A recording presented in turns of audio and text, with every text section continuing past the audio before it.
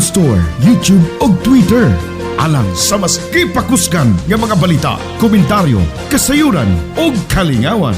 DXDX Size 93, ang mas kipakuskan nga inyong Radyo Ronda. This station is now the ultimate power in the universe.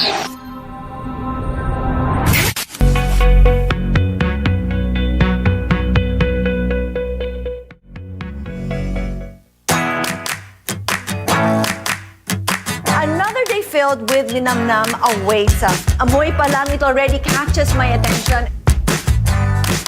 The recipe is as easy as 1, 2, and 3. Gawin mo yan sa bite at siguradong hindi ka magkakamali. My verdict is wow. I can't wait to serve this to my family. It is so delicious. I'm Christine Jacobs Sandejas, and welcome to Wholesome Meals, Better Life.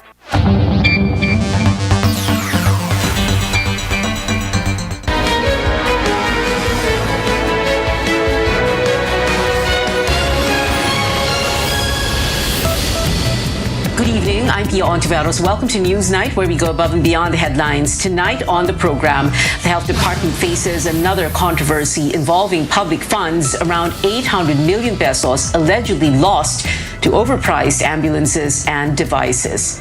A senator and presidential aspirant flags up to 40 million pesos in alleged hidden power charges that consumers pay every month, but a rival dismissed the revelation as mere politicking. And there's no stopping SB 19 from reaching new heights. The Pinoy pop group gets nominated in the MTV Europe Music Awards.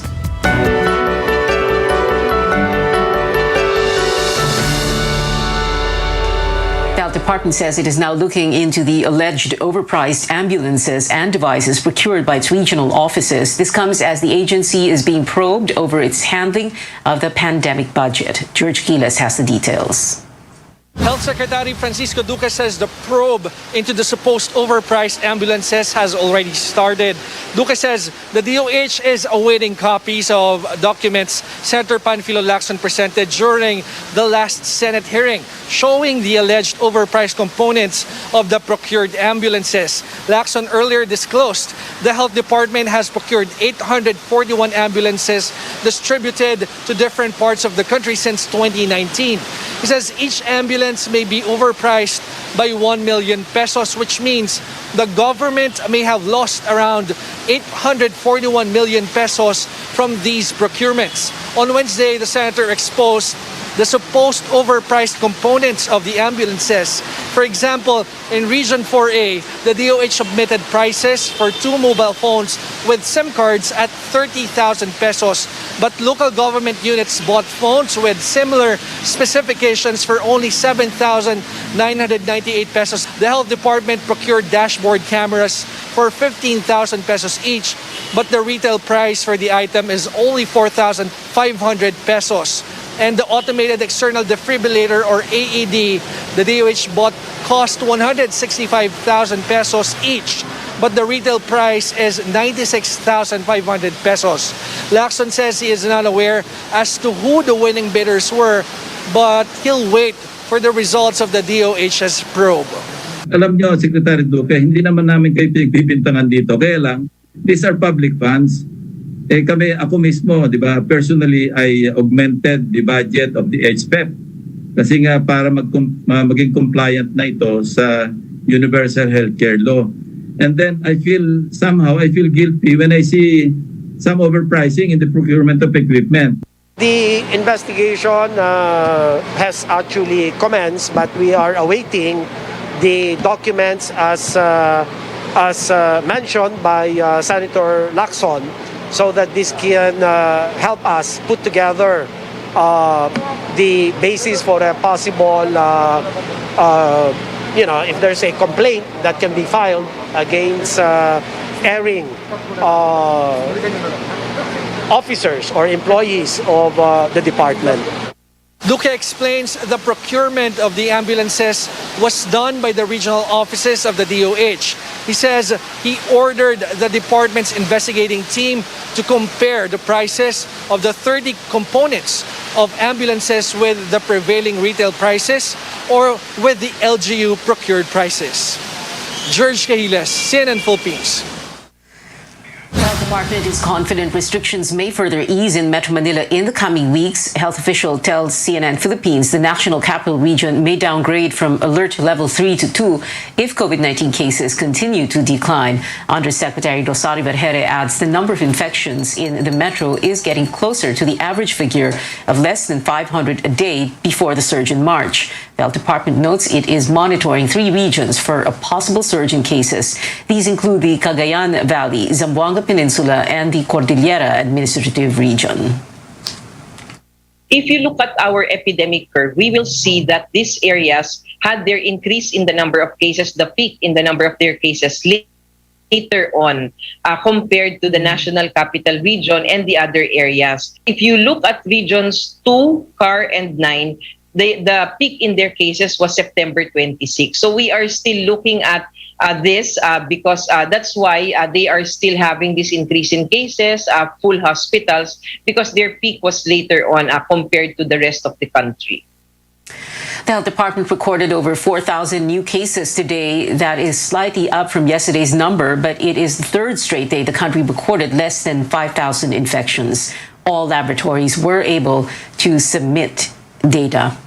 Local governments ready for the second phase of the vaccination program for minors following concerns about the safety of adolescents taking the shot in hospitals. The Health Department guarantees the facilities are safe.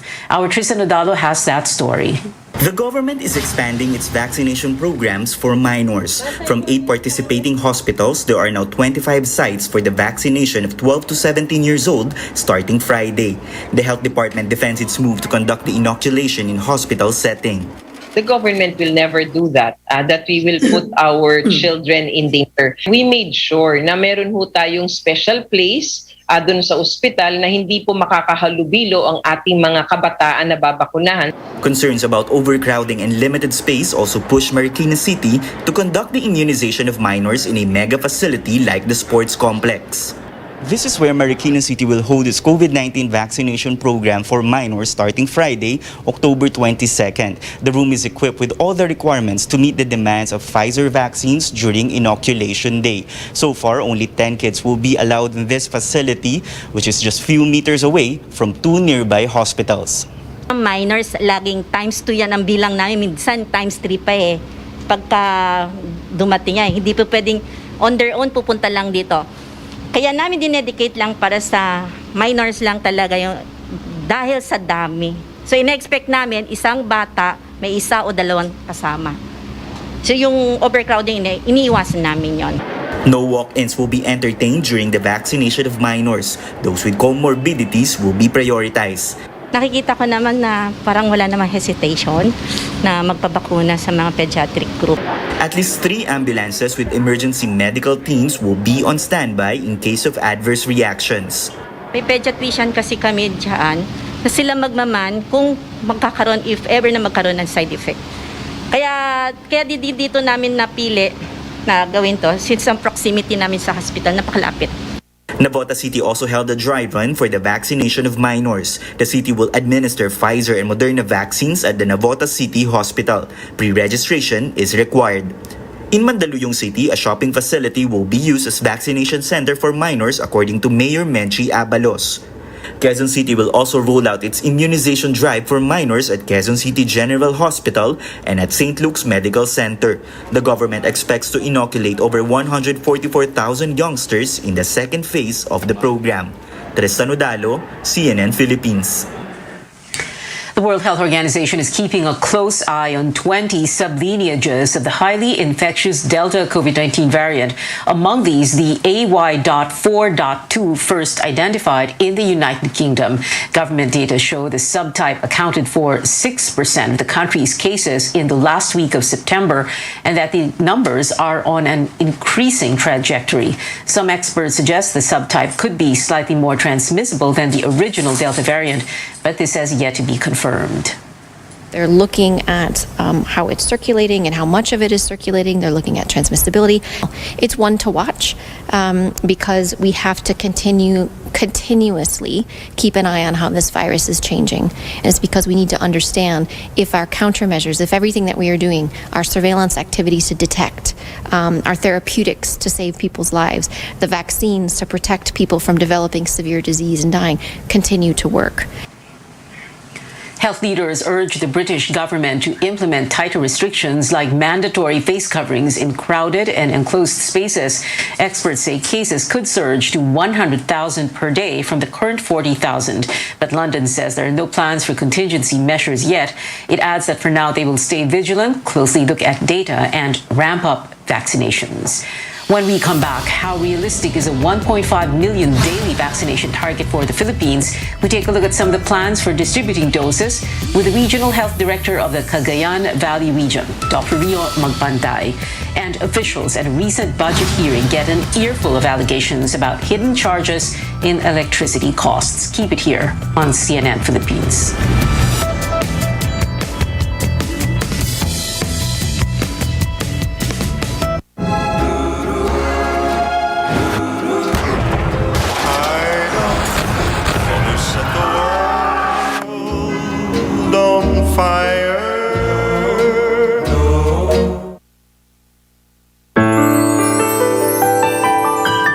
Using Doña Elena olive oil helps elevate the spices and flavors of my dishes, making their aroma and taste more delicious. I use Doña Elena not just for the restaurant, but also for cooking at home. For good quality oil, use it more at home because you are serving your family. Because you and your family deserve only the best. Make it olive oil, make it Doña Elena. From Flyers, breakfast bago mag-class? It's so easy. With Pure Foods chicken nuggets. From freezer, straight to toaster, to their tummies. Crispy, juicy, chicken tasty. Pure Foods chicken nuggets.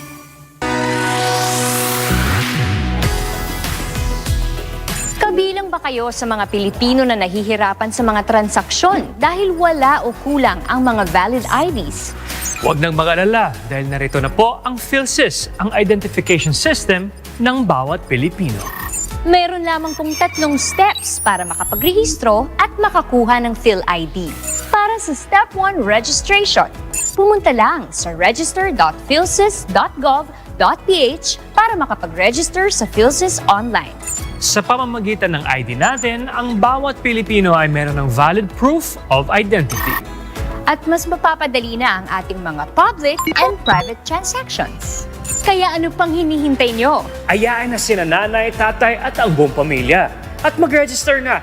Ito ang PhilSys, ID natin to.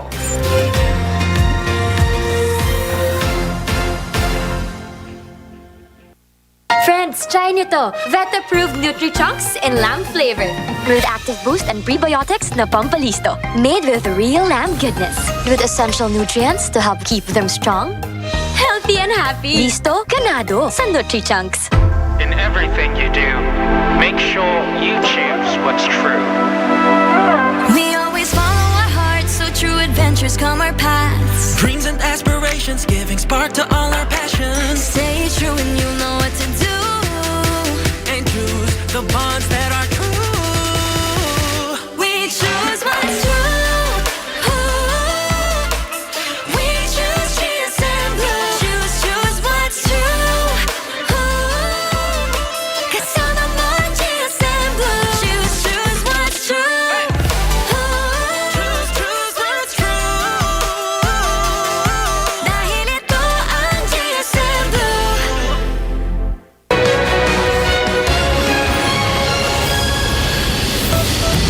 Welcome back to Newsnight, where we go above and beyond the headlines. I'm Pia Ontiveros. The government recalibrates its COVID-19 vaccination strategy in hopes of a better Christmas and a safe election season next year. Now, to achieve this, it targets to administer 1.5 million shots every day, meaning local governments need to vaccinate 3,000 to 5,000 people a week. Is this possible in the provinces? We go above and beyond the headlines with the Regional Health Director of the Cagayan Valley Region, Dr. Rio Magpantay. Dr. Magpantay, good evening to you. In February, we spoke before the vaccination rollout began. But first, I wanted to do a little bit of numbers to show the numbers lang po muna para maintindihan po ng viewers natin. Ang population po ninyo sa Cagayan Valley ay 3.6 million and your vaccine eligible population is 2.5 million. Dr. Magpantay, can you tell us ilan na po ang fully vaccinated at ilan na po ang may first dose na? Yes, that your statistics are correct. For our first dose, we have vaccinated around 680,000 clients, and for the fully vaccinated, around 580,000. That's around 27% and 22% respectively. 27%, Doctor, of the 2.5 million? Yes, of first dose, and then around 22% for the fully vaccinated. Okay. Well, Doctor, when we spoke, like I said, in February, when I did that interview with you, that was February, and March nag-umpisang dumating yung mga bakuna. Of course, hindi agad-agad na-download ka agad sa lahat ng mga rehiyon, sa lahat ng mga probinsya, mga munisipyo, mga bayan. Pero how long did it take for the vaccines to reach your area, DOH Cagayan Valley, and how long was it before you were able to download to the different municipalities? We didn't have problems with the downloading, but the problem was the number of vaccines being downloaded to the region. So it's only this time kasi we prioritize the areas with a lot of COVID-19 cases like the NCR and its neighboring regions. So yung mga regions naman far from the central, the vaccines actually were much lesser compared to the regions I have mentioned. But now, since we are prioritizing... Maybe that is... go ahead po. I'm sorry, Doctor. Go ahead. Sige po. Kayo na po muna. Pasensya na po. Yes. Ganyan talaga ang Zoom. Yes, as I was saying, now that we have been receiving a lot of vaccines, of course, from COVAX, and we've been purchasing more. We are now being allocated more vaccines. Kaya ngayon yung kumbaga sa ang battle time para makapag-job kami ng mas marami. All right. And of course, that is what explains why the numbers are quite low. Like you said, 25% of the vaccine-eligible population. But now, Doctor, na ang daming dumating in... I'm sorry, 27 and 22%. Now na ang dami ng dumating na mga bakuna and dumarating na po ba sa region, sa Cagayan Valley? In other words, from Metro Manila, nakakarating na kaagad ba sa inyo? Yes, that's true. Kasi formerly, all the vaccines are being downloaded to the regional office. And we distribute the different vaccines to the provinces and even municipalities. Now, it has a different scheme. More vaccines are being downloaded directly to the provinces and even local government units. Okay, that's great. The national target now is 1.5 million doses a day, and that will mean that a certain number of that ang kailangan gawin ng Cagayan Valley. Kaya niyo po ba yon, Doctor?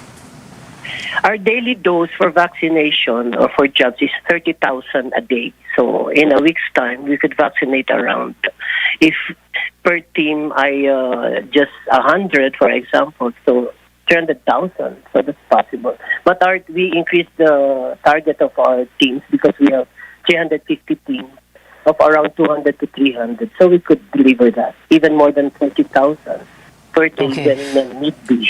Yeah. Okay. Again, Doctor, when I interviewed you in February, we talked a lot about the geography, which is very, very important para maintindihan ng tao kung paano nakakarating sa mga liblib na lugar, halimbawa, ang mga bakuna. And that's why we're going to bring up the map now of the Cagayan Valley region, because Cagayan Valley is made up, number 1, of the island province of Batanes, number 2, of the mountainous provinces of Quirino and Nueva Vizcaya, and the Valley provinces of Isabela and Cagayan. And when I say geographical challenges, I really mean, like we spoke about it in February, ang laki ng challenges nyo. And I remember you talked about how you said you would need to hire, for example, light planes to bring vaccines over the Sierra Madre mountain range, for example. That you had challenges when it comes to coastal areas of Cagayan province, challenges in terms of the island town of Itbayat in Batanes, for example, the farthest point of Quirino, for example, and so many other municipalities sa Cagayan Valley. Nung nakwento nyo po yun noong February, all this time, syempre, ang iniisip ko was, paano nyo nagawa yung pagpapadala ng mga bakuna sa mga liblib na lugar na iyon? Yeah, that's very true. What you mentioned was really true. But we engaged the support of other agencies such as the OCD and the AFP. So sila ang aming tinatap before to bring the vaccines to the different islands, particularly Batanes. Fortunately, for the past how many months after February, wala namang masyadong typhoon dito. And walang masyadong malakas. Meron man, hindi siya malakas. Right. So mas madali namin na ibibigay, or we were able to download the different vaccines to the areas you have just mentioned, the difficult areas. So very important talaga yung collaboration and cooperation with other agencies such as AFP. That's true. Parang whole of government approach to armed forces, Philippine National Police, OCD, like you said, and also DILG. And I remember that very clearly. You said in February, basta't walang weather challenges, mas madali, no? So it's good to hear that. Now, Doctor, the other issue, because kanina nga si Yusek Rosario Vergere and DOH, no, sinasabi nila, binabantayan nila, isa sa mga rehiyon na binabantayan ay Cagayan Valley dahil medyo tumataas daw ang bilang ng mga kaso. So ang tanong dito is, mahahabol po ba yon ng vaccination rate? Are you confident about that? To be honest, bumababa yung kaso namin. We are now under moderate. We used to be under critical and then naging high. Now we're under moderate. If before, during the critical stage, you were able to vaccinate even a little less than 30,000, the more that we could vaccinate more. That's how I see it. And now that we have a different scheme na pwede na i-download sa iba't ibang lokal na gobyerno coming from the central, mas mabilis silang matatanggap yun. Mas mabilis silang maibabakuna. The only challenge we have now is the number of vaccination teams. We really have to add more to make sure na faster yung jabbing natin. That's true. Dr. Rio Magpantay, the Regional Health Director of the Cagayan Valley Region. Doctor, maraming salamat po sa inyo. Please stay safe, sir. Thank you so much. You too.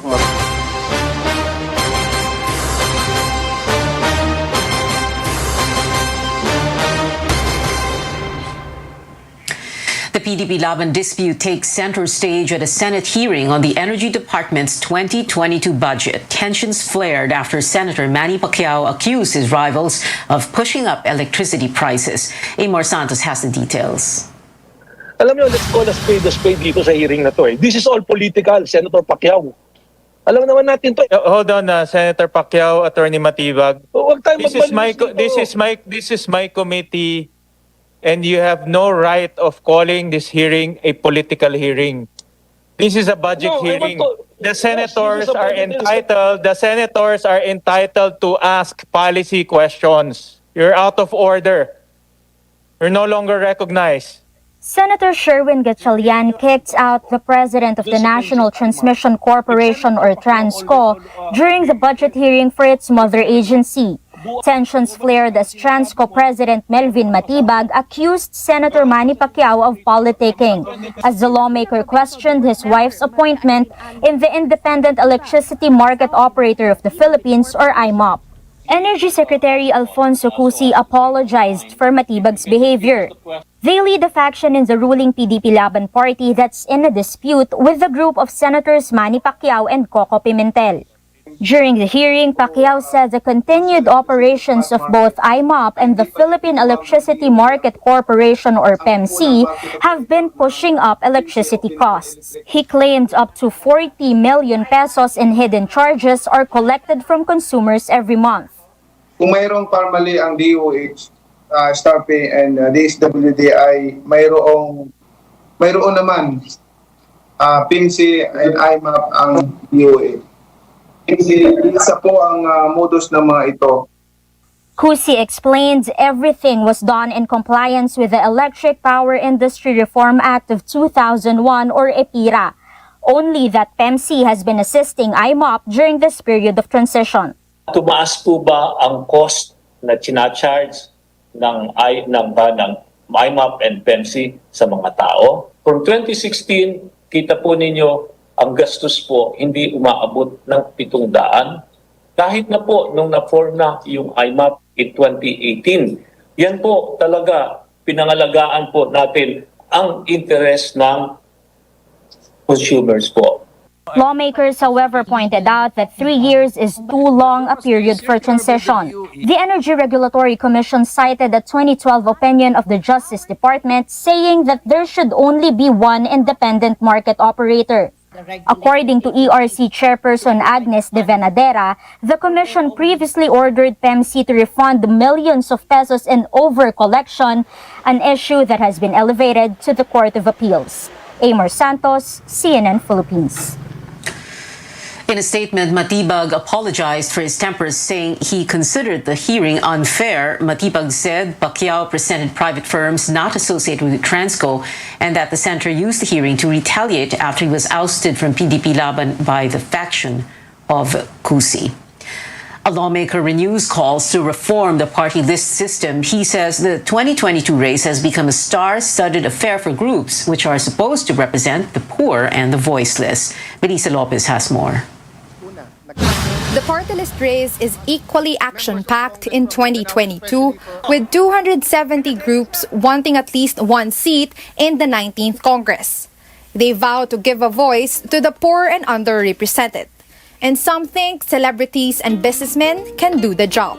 There's superstar Nora Honor with her newly formed party list for artists, a former senator and hotelier who wants to stand for midwives, and the founder of a multi-level marketing firm who aims to empower the poor. Ang grupo po namin nakatutok po sa mga mahihirap, lalong-lalo na po dun sa mga mahihirap sa mga urban areas, with more attention po sa mga elderly at mga unprivileged youth. Carla Estrada, mother of actor Daniel Padilla, thinks she can represent Eastern Visayas residents as a nominee of Tingog party list.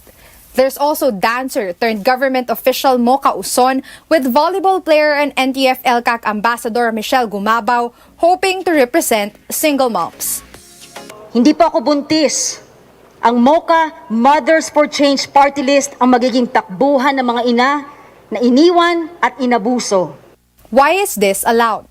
A 2013 Supreme Court ruling paved the way for any natural-born Filipino of the right age and able to read and write to represent a national or regional organization or specific interest groups. The same decision also opened the party list system to any sector, not just the marginalized, which the Constitution defines as the urban poor, laborers, elderly, women, and youth, among others. A lawmaker wants to correct this through a bill. Hindi pwede mga milyonaryo ang maging kandidato representing the labor sector, representing drivers, representing indigenous cultural communities na hindi naman miyembro ng mga sector na yan. Some party lists say they want to push for laws benefiting health workers, medical marijuana users, PUV drivers, call center agents, and even the government's anti-communist unit. It's about time we overhaul the party list system. So I think reform is very, very important so that we can make sure that yung marginalized are really marginalized so that they can have a real voice. The Commission on Elections will have to go through each party list group and their nominees. The final list will be out in December. Melissa Lopez, CNN Philippines. Straight ahead, more Filipinos make the country proud as they prove themselves in the Southeast Asian music scene. Details after the break.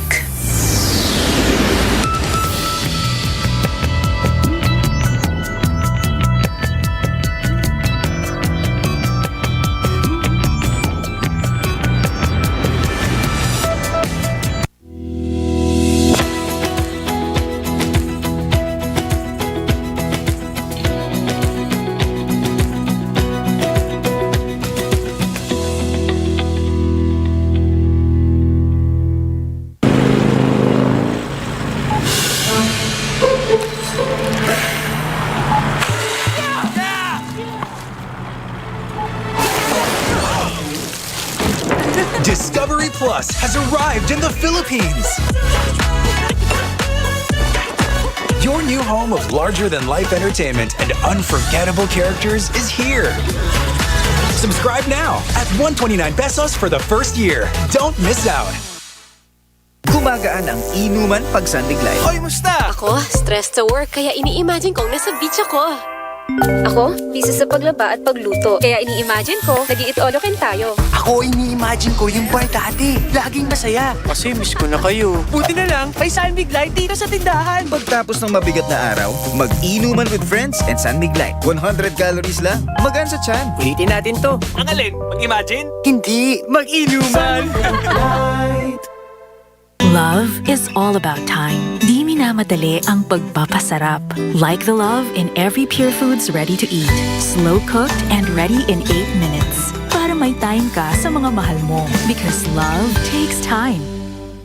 Now more than ever, the internet has become critical, whether it's to learn, to work, to get healthcare. As technology keeps on advancing, the customers keep on changing their needs. We have to be very reliable as far as our customer engagement is concerned. We make sure that our IT infrastructure is very stable in order to serve our customers better.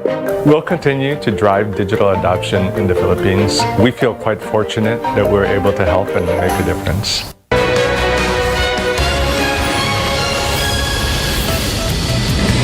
Welcome back. Pope Francis has appointed Luis Cardinal Tagle to lead Venerable Pauline Marie Haricot's beatification in Lyon, France next year. This is the first time a Filipino will be presiding over a beatification ceremony. The process is meant to give Haricot, declared venerable over 50 years ago, the title of blessed. With this, the propagation of the faith foundress will be a step closer to becoming a saint. In entertainment, the Pinoy pop group SB19 is getting even more international recognition.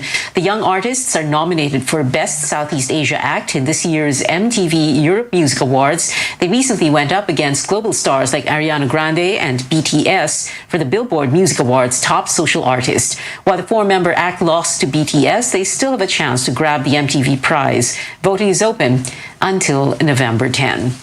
We have 65 days before Christmas, and that is it for now. Join me again on News.ph at 7 p.m. I'm Pia Ontiveros for Newsnight, where we go above and beyond the headlines.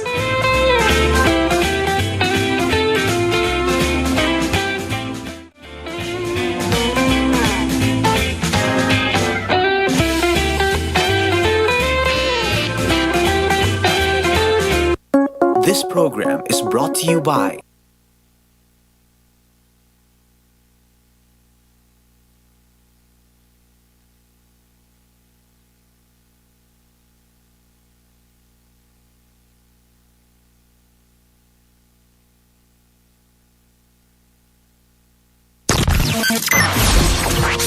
Gikan sa tuna capital of the Philippines, General Santos.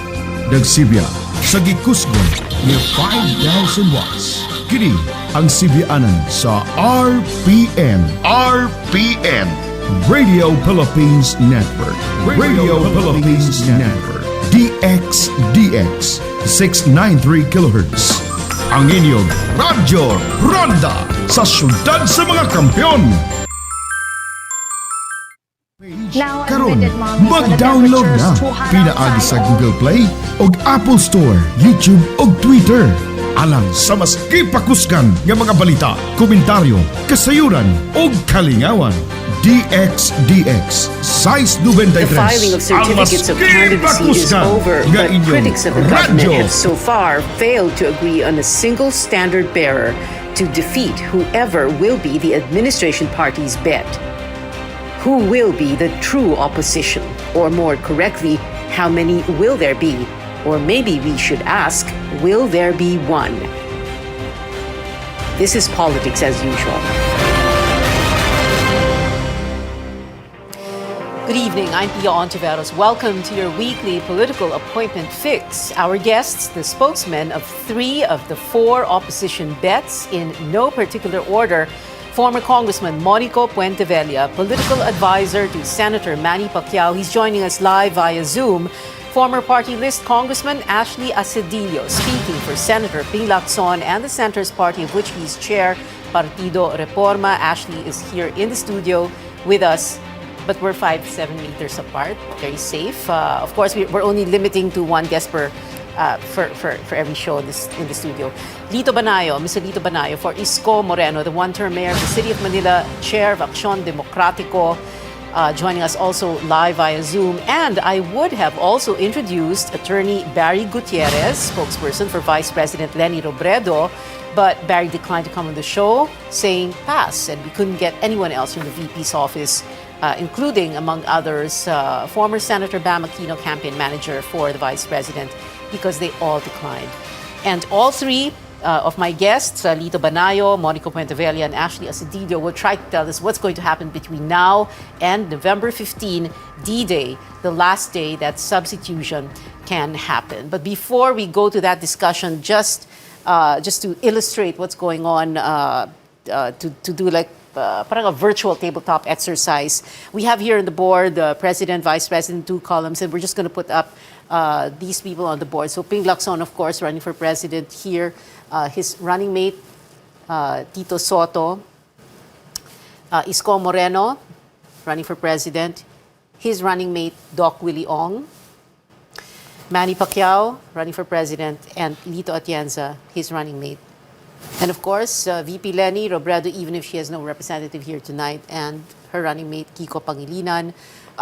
Here on the board also, just in case, because there is that possibility, Sara Duterte could be running for VP or president. We don't know yet, but she has said that she's going to run for mayor of Davao for a 3rd term. Let's see what happens. Her father, Digong Rodrigo Duterte, still here on the board.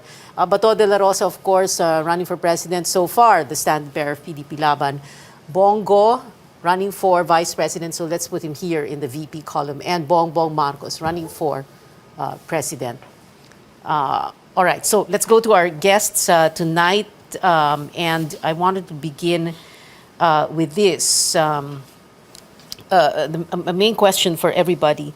And I wanted to know which one of your principals is going to be the opposition candidate. And of course, we are presupposing that isa lang ang pipiliin.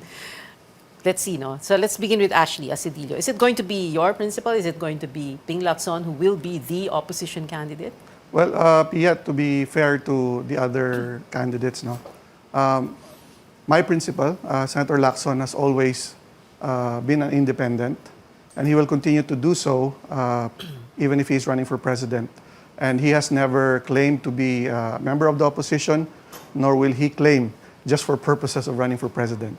Mm-hmm. So he will continue to, well, for lack of a term, people will call it a middle ground or a third force, but suffice it to say, he will continue to be the independent candidate that he has been middle ever ground, since. Third force, and Third that force, was a term that we used back in the 98 elections. But it's a little bit more in tune with the opposition. And that's why, ginugrupo kayong apat di ba, as the opposition candidate. So what are you saying? So whether or not there is an agreement among the four, Ping Lacson will run for president. Doesn't matter what happens. Well, as far as Senator Lacson and Senator Soto are concerned, these unification talks are over. Mm-hmm. He wrote fini to that discussion already after the second failed meeting with the camp of the Vice President. Ito yung second failed meeting, yung meron daw siyang may hand gesture daw si Frank Drilon. Ganun ba yun? That's correct. That's the one? Although I cannot comment on that meeting because I wasn't there, so I'm not privy really to what happened. But I'm sticking by the statement of Senator Lacson on what really happened and what he thought was, were these ongoing discussions all about. All right. Let's go to Lito Banayo, who's representing Mayor Isko Moreno or Yorme. Sir Lito, is Yorme, is Isko Moreno going to be the opposition candidate? Or, like Ashley was saying, whatever happens, Isko is going to run for president? Well, unang-una, Pia, ang problema na sa ating political system. Wala talagang defined political parties, whether you're administration or opposition. That is the flaw in the 1987 Constitution.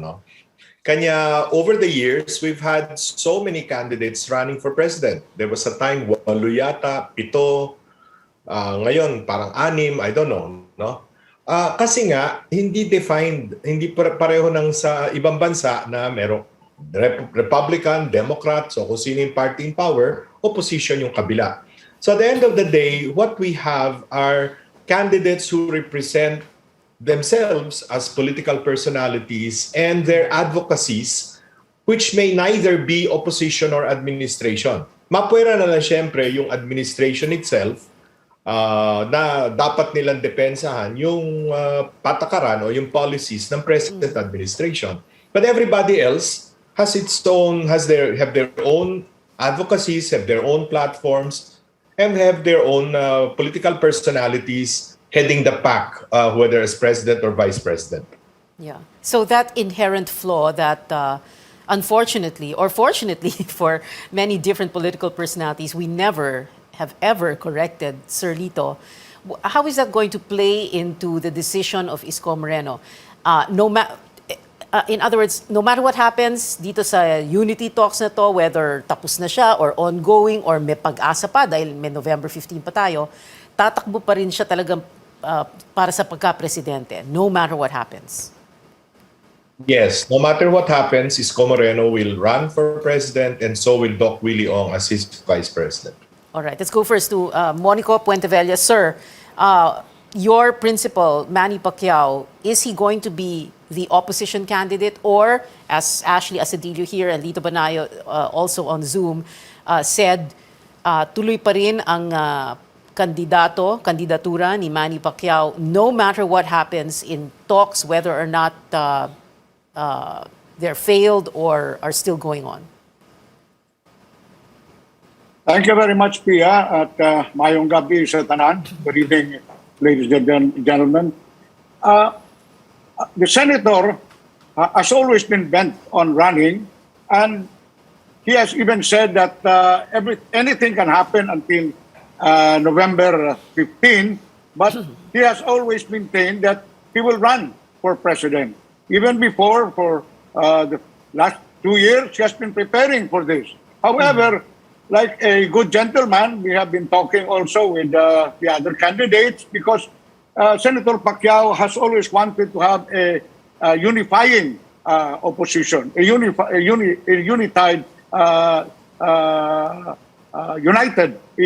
opposition. And anything, we still have a month to go, but the senator will run for president, come what may, because he knows what he wants, and he has always been prepared for this. So we'd like to thank his supporters, first of all, for having confidence and trust in Senator Pacquiao. Okay, well, so if these three gentlemen, Manny Pacquiao, Ping Lacson, and Isko Moreno are going to run for president, and everybody says, and then let's say Lenny Robredo also decides to run for president, na ituloy na rin niya yung kanyang kandidatura, everybody's saying that mahahati lang talaga ang boto ng opposition. And if there is the possibility of a Bongbong Marcos and a Sara Duterte tandem, whether Bongbong for president and Sara for VP, or baliktarin natin yon, they're saying none of you stand a chance against BBM Sara. If it is BBM or Bongbong Marcos and Sara, maraming magagalit if you say BBM, we should call him the Bongbong Marcos. So, paano po yun? What's going to happen now, Ashley? I think we have always believed that a strong campaign, it doesn't matter who runs against your candidate. And not only that, we believe that we are not only a strong, that we only don't have a strong tandem, we also have we're running a smart campaign, which means that it shouldn't matter who Senator Lacson and Senator Soto are running against, but at the same time, we're also open to making calibrations or adjustments as we go along. As we said, the landscape is not yet fully formed, precisely because there are still going to be potential realignments or potential candidates even by the time November 15 rolls into town. So, we believe that it should not matter. However, we are, of course, open to adjustments depending on what the final lineup of candidates will be for president and vice president. Okay, we're going to have to go to a break, but before we do, I have a question for Lito Banayo, who, like I said, is representing Isko Moreno. And by the way, sir, Lito, no, this is your second time to guest. You're a regular on the show already. But I wanted to ask you about this. No, what's going on in your camp? Because Florin quits, Cesar leaves, Cabayan withdraws, and Samira melts behind Isko Moreno on stage. We're going to get more insights from the spokesman of 3 presidential aspirants. After a quick break, this is Politics as Usual. Be right back.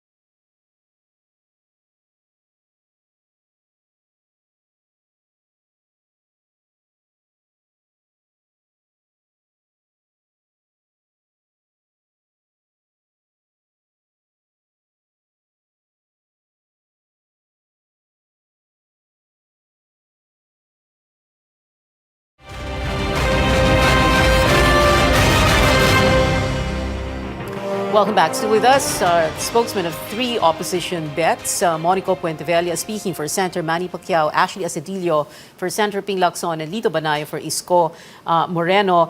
Sir Lito Banayo, can you respond to that question very briefly, and then let's talk about the BBM-Sara, Sara-BBM tandem, possible tandem. Lito Banayo, sir? Well, si Cesar Chavez was the chief of staff of the mayor of the city of Manila. No, pagkatapos, he was offered a very good job as, I think, vice president of Manila Broadcasting Corporation. No, so, syempre, hindi naman para harangan mo yung career growth ng tao. No? So, nung nagpaalam siya kay Mayor Isko, at kaharap din naman ako nung nag-usap na gano'n, so sinabi namin good luck, it's a good career move, no? Okay. Yun ang kay Cabayan, he had personal reasons which he divulged only to Mayor Isko, so I'm not privy to what personal reasons those are, but we respect his withdrawal from the senatorial race, but not his withdrawal as membership of Acción Democrático. Okay, all right. Well, of course, in spite of the fact that you give all those explanations, alam niyo naman po talaga dito sa Pilipinas, ang politika, ang daming intrigero at intrigera. So, hindi namamatay ang intriga. But anyway, briefly also, Sir Lito, no, what's going to happen if we do have a BBM-Sara or Sara-BBM candidacy? You know, everybody's saying, you know, you're all, wala na, tapos na kayo lahat. Well, para sa amin, bahala na sila, no? Kung gusto nila magsama, gusto nilang kumandidato si BBM o gusto kumandidato ni Sara Duterte, no? That's their privilege and that's their right, no? Kung gusto ni Ferdinand Marcos Jr., well, he's already a candidate for president, yes. Okay lang, no? So, laban-laban na lamang. Yeah, okay. Matira matibay. Yep. All right. And I'm sure ganun din ang sasabihin ni Sir Monico. Hindi po ba? Bahala sila kung gusto nila tumakbo. Ganun. You know, Pia and gentlemen, when Senator Pacquiao filed his candidacy, he already knows what to expect. He knows the direction, and he has decided to run for it. You know, no matter who are running, it does not matter because he is running on his strength, on his platform. He knows what he wants to do, and if elected, he knows where to go and what to do. So he doesn't really care who is going to run against him or whether this candidate or that candidate will go in a tandem. You know, it's we will really know by November 15 of the midnight, and whatever happens, Senator Pacquiao is already ready. He will run on his own strength, and he knows where he's going. So no matter what, whoever it is, mukhang ready na si Senator Pacquiao Pia. I love how the you three gentlemen answered the question because you're saying, no, wala naman kaming pakialam dyan. Bahala na sila. Bahala na kayo dyan. Parang ganon. And then si Sir Monico, not even mentioning the name. But it's interesting, you know, this whole issue about the name. No? BBM, Bongbong Marcos, Ferdinand Marcos Jr. After all, he is his father's namesake and junior. Anyway, you know, a lot of people are saying, you know, one glaring, I don't know, proof or, proof perhaps that you really should be together. Pero siguro hanggang ngayon, hindi pa talaga tinadhana. Yung mga senatorial candidates ninyo, para bang you're choosing from the same pool? Para bang pinag-aagawan nyo? Or, of course, a nice way of putting it is guest candidate, ano? So can you address that issue na magkakapareho lang naman yung mga kandidato nyo sa Senado eh. Ano yun? Di ba, Ashley?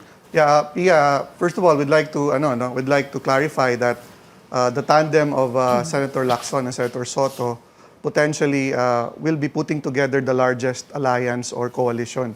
So you're talking about Partido Reforma, NUP, and the Nationalist People's Coalition, led respectively by Senators Lacson, Secretary Puno, and Senator Soto. Now, most of the discussions with the members of the slate happen on a one-to-one basis. And we really don't know who they talk to after we've spoken to them. And we're actually not mindful of who they've spoken to because prior to the filing, nothing was final. And even after the filing, nothing was still final precisely because, you know, decisions have to be made also at the party level, even from within our own coalition or alliance. So you're talking about 3 entities that need to sort out things from within their own parties. So eventually, kaya nagkakaroon ng ganyan. Kasi eventually after 2 of our principals spoken to these senatorial candidates, they also will be going to the other parties. And we understand that because they're trying to increase their chances of winning. And but we're just happy that so far, we have the most solid slate, no? And in fact, we have a slate of 14 senatorial candidates. So solid, it went over 12. Yeah. Sir you could say that. Sir Lito Banayo? Iba ang aming pananaw dyan, Pia, with all due respect to the other candidates, no? Kami kasi, kanino ka entablado titindig? You're neither here nor there, no? Okay. We understand the dynamics, no? Na may mga senador na either re-electionist o balik senador na syempre on their own merit, regardless of whether they are supporting or not supporting any presidential candidate, mananalo sila o llamado sila sa labanan. But we would rather have a group of senators na naniniwala sa aming paninindigan, titindig sa aming entablado at susuportahan ng aming Pangulo at Vice President. Hindi yung okay lang ito, okay dito, okay doon, no? To us, no? To us that ayaw namin ng ganon, no? Hindi pareho nung nangyari noong 2016. Halimbawa, si Grace po had 12 candidates for senator, pero nung nakikita nilang lamang na si Duterte, yung mga iba niyang kasamahang senador, mapuwera siguro si Isko Moreno, iniwan na siya. Nagpunta na sa kung kani-kaninong entablado. Hindi yata tama yung ganong klaseng kultura sa politika. Okay, but right now you have how many senatorial candidates? 2 or 3? We have 3. We have 3. Samira Gutok, Carl Balita, and Jopet Sison. And that's it? Or what's going to happen? No. We are considering a few more. Just a few more. Ano yun, sir? Guest candidates from the other? No. No, not guest candidates, no. We'd rather have yung talagang amin, regardless of whether sikat sila o hindi sila sikat, no. Okay. Ganun ang aming paninindigan. And ang pagpipilian nyo yung mga hindi pa napili ng ibang mga slates, ng ibang mga candidates? Not necessarily. For all you know, merong mga nandoon na sa slate ng ibang kandidato, pero sa tingin nila mas gusto nila sumama kay Isko kaysa dun sa unang nang hikayat sa kanila. Those are all possibilities. Wow, intriga yan. See, who are you referring to, Sir Lito? No names, please. No names. Well, how many? How many are we talking about? And from which camp? Is it from Manny Pacquiao? O nagre-react na si Sir Monico? Is it from Pings? Alam mo, Tia, hindi importante yung 12. Hindi importante yung 12, 14, 15 ang yung senatorial candidates, no? Kasi ang boto ng tao sa senador, hiwalay sa boto niya sa presidente at vice-presidente. In the same way, na yung bumoboto sa isang governor o city mayor, kursunada niya yon, miski na dynast yung mayor na yon, pero pagdating sa presidente, vice-presidente, may sarili siyang kursunadang binoboto. I've learned that through several presidential campaigns. Okay. Sir Monico, what about you? What do you think? With all due respect to our other friends tonight on your show, Pia, you know, our group of Senator Pacquiao with Vito Atienza as Vice President, you can call our group may pinagsamahan. You see, si Senator Pacquiao has been blessed to be in Congress for some time and also in the Senate. So yung mga kaibigan niya, close to him, that he has befriended all through these years, ang sinama namin. And, you know, I have to also say that if you talk about diversity or diverse company, kami ang bigla na binigay namin ang lineup even with Nery Colmenares. While the other groups are still deciding and arguing and debating, kami kinuha namin kagad ang isang labor leader at of course ang ating kagalang-galang na Congressman Nery Colmenares na pinag-arguhan doon sa ibang partido. You see, manotice mo maski pag-filing, ang unang nag-file kagad is Senator Pacquiao. And that is designed to some people, some analysts, of being decisive, which is a factor for leaders.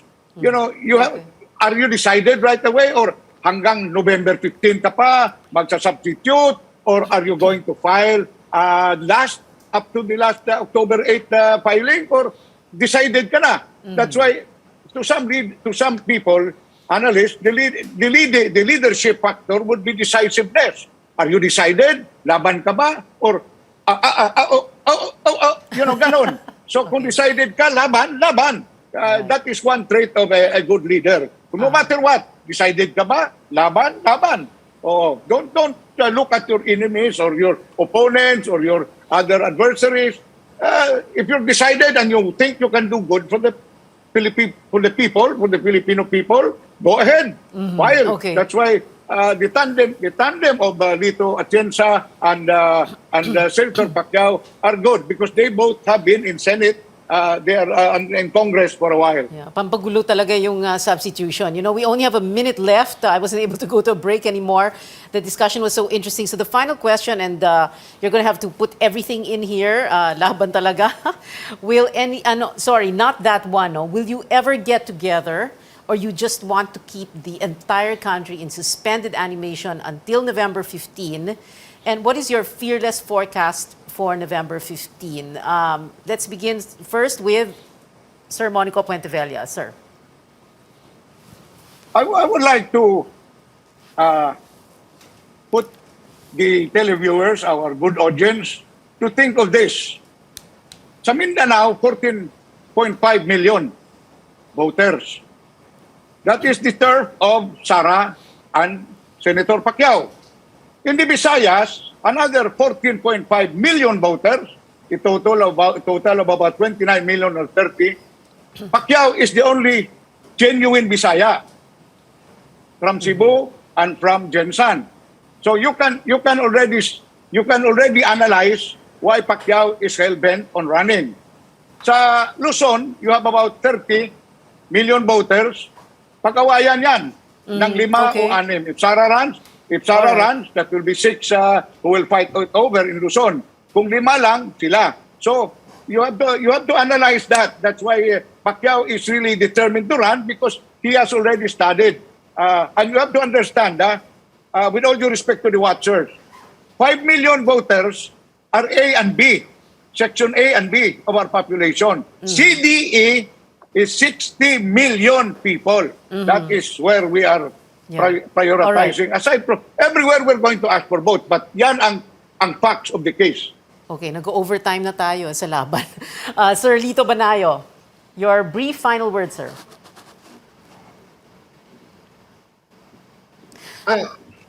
Ang labanan dito ay mensahe. It is the message of the candidate, no? Hindi ko na pag-uusapan yung kung taga saan si Isko. Alam ng lahat, mayor siya ng Manila. Ang tatay niya galing sa Antique, mahirap na sakada ang ama. Ang ina naman niya, labandera na galing sa Waray, sa Samar. Pero hindi yun ang importante. Ang importante, lumalaban siya at lumalaban ang kanyang mga kasama, katulad ni Dr. Willie Ong, sa pananaw na meron silang mga solusyon para sa mga problema ng ating bansa at ng tao. Mga solusyon na napakita naman ni Mayor Isko sa Manila sa loob lamang ng 2 taong singkad. At yung mga pinakita niya sa Maynila, kaya namang i-replicate, kayang i-escalate towards the entire nation in order to help our people in this time of the most extreme crisis that we have had since World War II. So it is the message. It is how we're going to present our platform. It is how credible our candidates are in being able to tell our people that they will implement this if they are given the trust of the people. All right, thank you, Sir Lito Banayo. Ashley Asidilio? Yes, to your point kanina, well, it was never an intention of the Senator Soto and Senator Lacson to keep the nation in suspense. No? As early as July, they've made known their plans of running together as a tandem. And in fact, they were the first to declare in September that they were running for president and for vice president. They've always told our people, they've been very clear that sila ang merong kakayanan, karanasan at katapatan. And this is important in the kind of problems that the next president will be facing come 2022. And we believe in our campaign that between them, and they have 83 years in public service between them, they offer the best alternative and the best option for our people moving forward. All right, well, let's see what happens on or by November 15. Thank you very much to our guests tonight, Sir Monico Puentevella, Sir Lito Banayo, and Sir Ashley Asidilio. Maraming salamat po sa inyo, to the three gentlemen with us. We've been told before, don't talk politics at the dinner table or the family reunion or in Viber groups and risk digital warfare. But we can talk about it here at this table on this show. Your weekly political appointment fix, politics as usual. I'm Pia Ontiveros. See you back here next Tuesday, 8:30 p.m.